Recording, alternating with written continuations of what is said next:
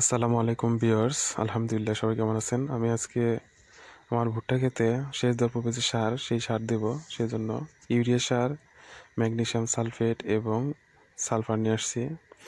আমি ইউরিয়া সারের মধ্যে একটু হালকা পানি মিশিয়ে নিলাম যাতে সালফারগুলো ইউরিয়ার সাথে ভালোভাবে মিশে যায়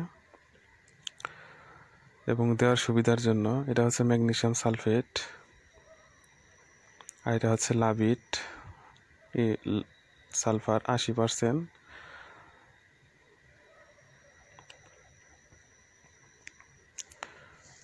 ভুট্টা ক্ষেতে আপনারা উপরি সার দেওয়ার ক্ষেত্রে একটু ভালোভাবে পরিমাণ মতো দেওয়ার চেষ্টা করবেন। আমি 33 শতক জায়গার মধ্যে 20 KG urea, 2 KG magnesium sulphate এবং 1 কেজি সালফার দেওয়ার চেষ্টা করছি।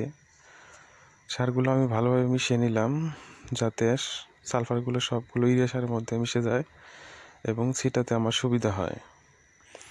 আমার সার মেশানো হয়ে গেছে, এখন আমি সার খেতে ছিটাবো। আপনারা অবশ্যই হাতের মধ্যে একটু গ্লাভস পরে নেবেন যাতে লাবিট বা সালফার হাতের মধ্যে লেগে না যায়। এবং আমি সার ছেটানো শুরু করছি, যদিও ভালোভাবে পারি না, চেষ্টা করি আল্লাহর রহমতে।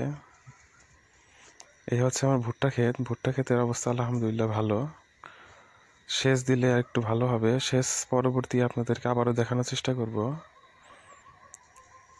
পরবর্তীতে এই সারের কি পরিমাণ অ্যাকশন হলো সেটাও আমি দেখানোর চেষ্টা করব।